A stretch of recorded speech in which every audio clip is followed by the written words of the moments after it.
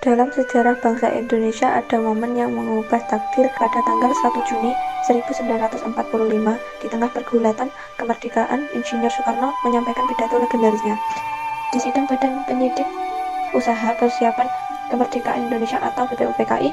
Dari sang lahirlah Pancasila sebagai dasar negara yang menjadi fondasi identitas kita. Pancasila merupakan cerminan cita-cita luhur yang tertanam dalam budaya dan peradaban bangsa Indonesia.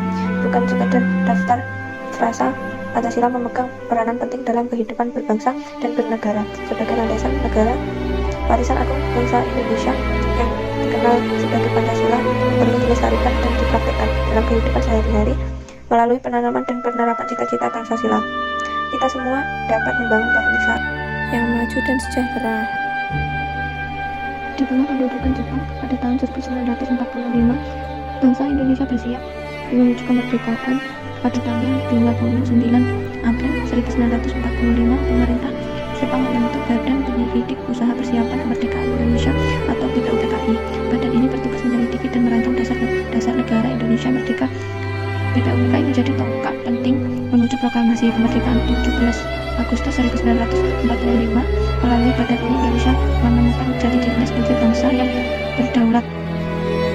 Sidang pertama Badan Penyidik Usaha Persiapan Kemerdekaan Indonesia atau BPUPKI pada tanggal 28 Mei 1945 di Jakarta dipimpin oleh Laksina Wedjo Diningrat. Sidang ini melibatkan 67 anggota dari berbagai kalangan nasionalis Indonesia.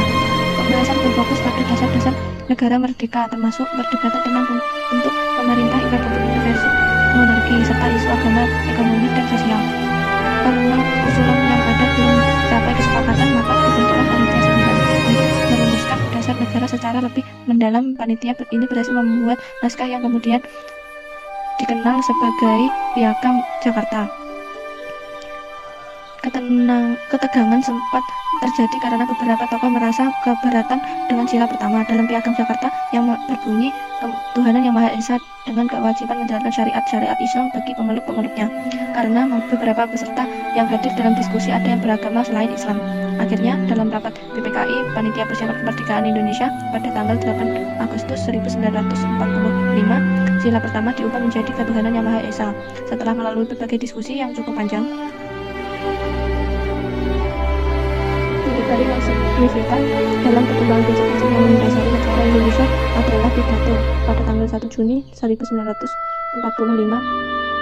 Prinsip yang dikemukakannya menjadi model bagi Pancasila sebagai berlaku saat ini sebagai landasan kehidupan berbangsa dan bernegara Indonesia. Setiap konsep tersebut memiliki hakikat yang sama meskipun urutannya berbeda-beda.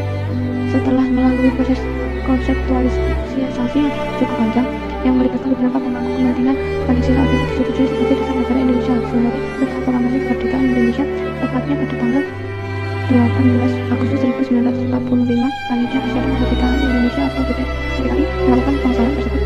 Dukungan besar terhadap Pancasila yang melandai dengan sejarah yang sangat penting bagi rakyat Indonesia. Sebagai landasan negara, Pancasila telah menunjukkan kemampuannya untuk menyatukan penduduk Indonesia yang beragam dan bertindak sebagai cetak biru untuk membangun negara yang makmur dan toleran.